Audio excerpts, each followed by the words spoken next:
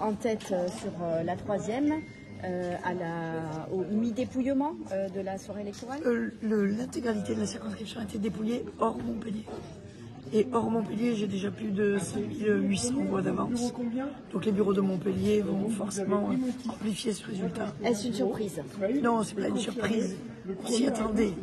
Mais comme tous les Français, on s'inquiétait évidemment de l'ambiance qui régnait dans ce pays, avec évidemment la menace inquiétante d'une majorité absolue à l'Assemblée nationale. Et ce que je veux, moi, dire ce soir, c'est qu'on est tous soulagés.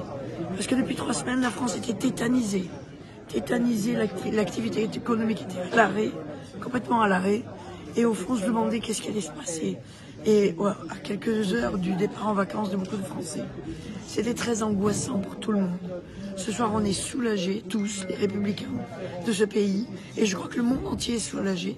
Parce que à l'international aussi, la France était regardée de très près pour son résultat ce soir.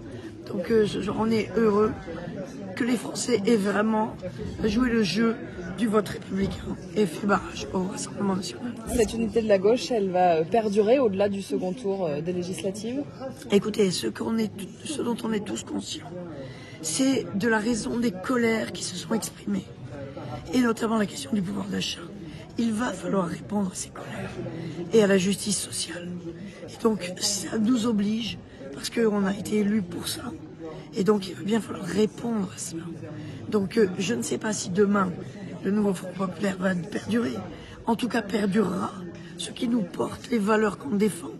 Et ce sont des valeurs de justice sociale. Et vous, en tant que Premier ministre, vous voyez une personne en particulier qui pourrait prendre ce poste? Écoutez, c'est pas à moi de nommer le Premier ministre, ça se saurait. C'est le président de la République qui doit prendre ses responsabilités. C'est à lui de s'exprimer aujourd'hui et de prendre acte que dans les 3 groupes qui sortent ce soir à l'Assemblée, le nouveau Front populaire est évidemment majoritaire. Vous avez été élu de 2012 à 2017.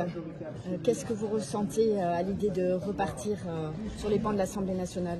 Eh bien écoutez, beaucoup de gravité et beaucoup de responsabilité. Parce que ce qui s'est exprimé dans le pays doit être absolument analysé et absolument traité.